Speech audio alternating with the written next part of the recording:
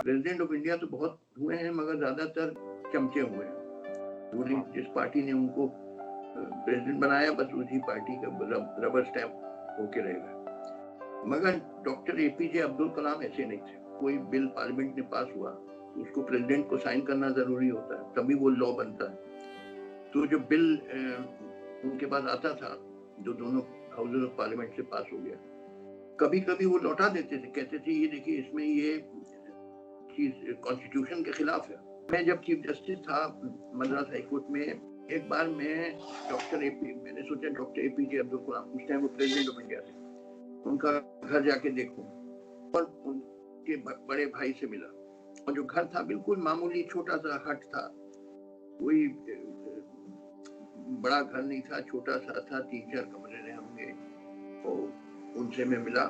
मैंने सोचा कि कोई और होता जो प्रेसिडेंट ऑफ इंडिया हो गया होता, तब तो अब तक तो ये घर एक महल हो गया होता। आदाब अर्ज है, आप सब पर सलामती हो। आज 15 अक्टूबर को एक ऐसी शख्सियत पैदा हुई थी जिनका नाम अब्दुल कलाम है, और ये वो शख्सियत है कि जिन्होंने हिंदुस्तान को एटमी ताकत बनाया।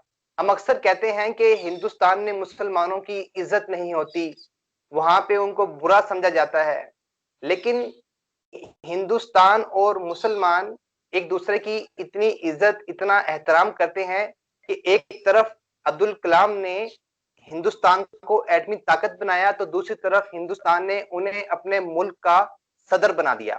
तो इसी हवाले से आज हमारे साथ बात करने के लिए मौजूद हैं सुप्रीम कोर्ट ऑफ इंडिया के साबिक मारूफ जज जस्टिस मार्कंडे काटजू। और ये एक ऐसी हस्ती है जस्टिस मार्कंडे काटजू कि जिनका ताल्लुक रहा है अब्दुल कलाम के साथ भी। दोनों की आपस में बहुत दोस्ती थी, गहरी दोस्ती थी। ये आपके घर भी तशरीफ लेके आए।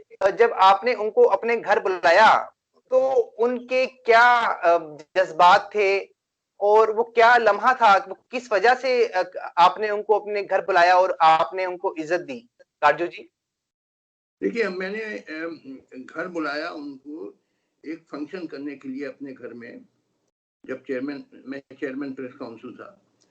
वो था एक फेस्टिवल होता है साउथ इंडिया में, तमिलनाडु और आंध्र प्रदेश में, जिसका नाम है पोंगल, जिसको नॉर्थ इंडिया में मकर संक्रांति भी कहते हैं। ये 14 जनवरी को होता है हर साल, जब वो सूरज साउथ जाने के बजाय फिर नॉर्थ जाने लगता है, टर्न ऑफ द सीजन। उसको पोंगल होता, बहुत बड़ा फेस्टिवल, खासकर तमिलनाडु और आंध्र प्रदेश में। तो मैंने तय किया, मैं दिल्ली में था, तो मैंने सोचा कि बहुत साउथ इंडियंस दिल्ली में रहते हैं, उनका भी हौसला अफजाई करना चाहिए, उनको ये महसूस हो कि वो नॉर्थ इंडिया में वेलकम है। तो एक फंक्शन करो पोंगल के लिए। तो उसमें उनको चीफ गेस्ट के हैसियत से मैंने बुलाया, और बड़ी बड़ी हस्तियां आई उसमें। यूनियन मिनिस्टर पी चिदम्बरम आए, जस्टिस सदाशिवम जो चीफ जस्टिस ऑफ इंडिया हुए, और जस्टिस चलमेश्वर, बहुत सारे जजेज और मिनिस्टर ये सब आए। बहुत अच्छा फंक्शन हुआ, और उसमें उन्होंने बहुत अच्छी स्पीच दी, सबको प्यार मोहब्बत का पैगाम दिया। वो बहुत ही बड़े इंसान थे। मैं उनके बारे में बताऊं कि प्रेसिडेंट ऑफ इंडिया तो बहुत हुए हैं, मगर ज्यादातर चमचे हुए हैं। रूलिंग जिस पार्टी ने उनको प्रेसिडेंट बनाया, बस उसी पार्टी का रबर स्टैंप होके रहेगा। मगर डॉक्टर एपीजे अब्दुल कलाम ऐसे नहीं थे। हालांकि उनको बीजेपी पार्टी ने बनाया था प्रेसिडेंट, मगर हर बात वो मानते नहीं थे। वो जैसे कि फॉर एग्जांपल कोई बिल पार्लियामेंट में पास हुआ तो उसको प्रेसिडेंट को साइन करना जरूरी होता है, तभी वो लॉ बनता है। तो जो बिल उनके पास आता था, जो दोनों हाउसेज ऑफ पार्लियामेंट से पास हो गया, कभी कभी वो लौटा देते थे, कहते थे ये देखिए इसमें ये चीज कॉन्स्टिट्यूशन के खिलाफ है, तो वो रिकंसिडर करिए। या जैसे कोई नाम रेकमेंड होता था सुप्रीम कोर्ट के जज या हाई कोर्ट जज बनने के लिए, तो प्रेसिडेंट जब साइन करेगा तभी वो जज बनेगा। तो कभी कभी डॉक्टर अब्दुल कलाम अपनी पर्सनल सीक्रेट इंक्वायरीज करवाते थे उस नॉमिनी के बारे में, और पाते थे कुछ उसमें गड़बड़ है या ऑब्जेक्शनेबल है तो वापस भेजते थे सुप्रीम कोर्ट कोलिजियम के पास कि रिकंसिडर करिए। तो बिल्कुल वो रबर स्टैंप नहीं थे, और शायद इसीलिए फिर जब कांग्रेस पावर में आई तो इनको दोबारा टर्म नहीं दिया गया, क्योंकि जो पार्टीज होती हैं ये चाहती हैं रबर स्टैंप कि जो कागज आपके सामने भेजे आप चुपचाप से दस्तखत करिए आंख बंद करके। ऐसा डॉक्टर अब्दुल कलाम करने को तैयार नहीं थे, तो इसलिए उनको दूसरा टर्म नहीं मिला। ठीक है, ये आपने बहुत बड़ी बात बताई कि doctor Abdul Kalam rubber stamp नहीं थे। तो काजू जी के अक्सर हम पाकिस्तान में ये सुनते हैं कि वहां पे मुसलमानों के साथ जुल्म होता है, लेकिन जो मुसलमान पढ़ते हैं लिखते हैं उनके ख्यालात आजाद होते हैं, लिबरल होते हैं, वो बड़े पढ़े लिखे, उनका माइंडसेट जब बन जाता है, जब वो सीट पर बैठते हैं, तो क्या हमें फर्क करना चाहिए कि जो पढ़े लिखे हैं उन पर जुल्म नहीं होता, उनको आजादी मिल जाती है, और जो नहीं पढ़ते, जो वो कमजोर रह जाते हैं, जो कमजोर रह जाते हैं फिर वो जो ताकतवर तबका होता है उनके हाथों वो पिटते हैं। क्या ऐसा है? नहीं, पढ़े लिखे लोगों पे, पढ़े लिखे मुसलमानों पे भी जुल्म होता है। जैसे ठीक कि है।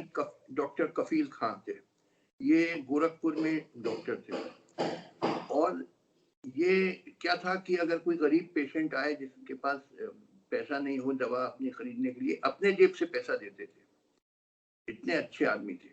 मगर क्योंकि उन्होंने सिटीजनशिप अमेंडमेंट एक्ट की प्रोटेस्ट में ज्वाइन किया, शायद एएमयू जाके ज्वाइन किया था, तो उनको सेडिशन चार्ज लगा दिया गया, जेल में डाल दिया। 7-8 महीने वो जेल रहे, अब जाके वो बेल पे रिलीज हुए, मगर 7-8 महीने उनको जेल में रहना पड़ा। इसी तरीके से एक प्रेग्नेंट कश्मीरी लेडी थी सरफूरा जरगर, वो भी सिटीजनशिप अमेंडमेंट एक्ट के खिलाफ उसने प्रोटेस्ट में ज्वाइन किया।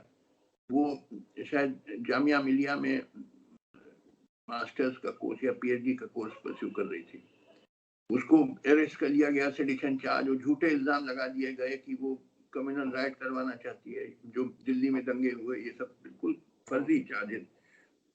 तो और जो है मुनव्वर राना, उनकी जो बेटी है, उनके साथ भी जो हुआ।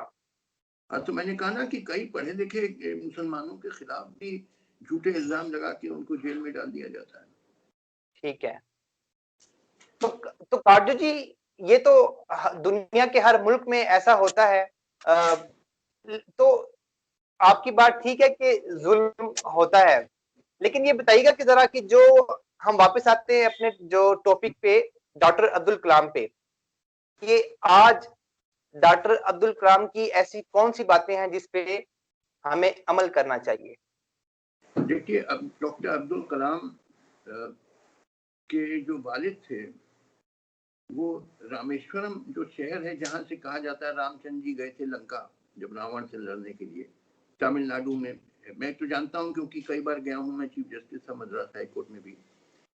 तो वहां के वो निवासी थे, उनकी फैमिली, वो कोई बोट वोट की बिजनेस थी उनकी, और वो, मगर वो आप समझिए वहाँ बहुत बड़ा राम मंदिर है, तो जो राम मंदिर के जो पुजारी हैं, हिंदू पुजारी, और ये डॉक्टर अब्दुल कलाम के फादर और एक क्रिश्चियन प्रीस्ट, ये तीनों शाम को बैठते थे एक साथ और बहुत अच्छे दोस्त थे, और वो डिस्कस करते थे प्रॉब्लम्स वहाँ के रामेश्वरम के लोगों के लिए। अच्छा, मैं जब चीफ जस्टिस था मद्रास हाई कोर्ट में, कई बार रामेश्वरम गया। एक बार मैंने सोचा डॉक्टर एपीजे अब्दुल कलाम, उस टाइम वो प्रेसिडेंट ऑफ इंडिया थे, उनका घर जाके देखूं।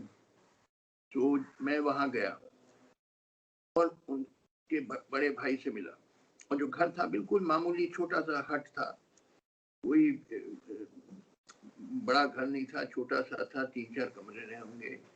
और उनसे मैं मिला, मैंने सोचा कि कोई और होता जो प्रेसिडेंट ऑफ इंडिया हो गया होता तो अब तक तो ये घर एक महल हो गया होता, मगर उन्होंने वही सिंपल लिविंग रिटेन करी। आप समझिए, जब ये प्रेसिडेंट ऑफ इंडिया थे डॉक्टर एपीजे अब्दुल कलाम, तो राष्ट्रपति भवन में रहते थे, जो बहुत बड़ा कंपाउंड है, बहुत इमारतें हैं, क्या क्या।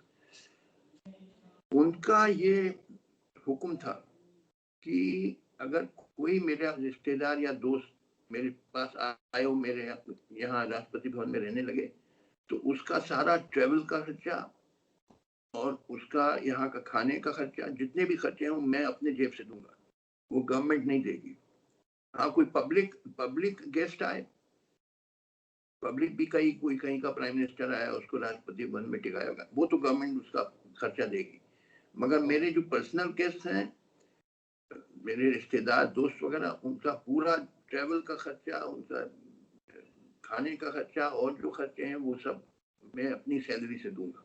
बताइए, इतने हाई स्टैंडर्ड उन्होंने मेंटेन किए, ये शायद ही किसी और प्रेसिडेंट ने किए। बड़े man of very high character. आपका बहुत बहुत शुक्रिया जस्टिस काटजू जी, आप हमारे साथ रहे। आप इंडिया की 3 रियासतों के चीफ जस्टिस रहे हैं और सुप्रीम कोर्ट ऑफ इंडिया के भी सीनियर जज रहे हैं। आपसे फिर बात होती है, अपना बहुत बहुत ख्याल रखिए।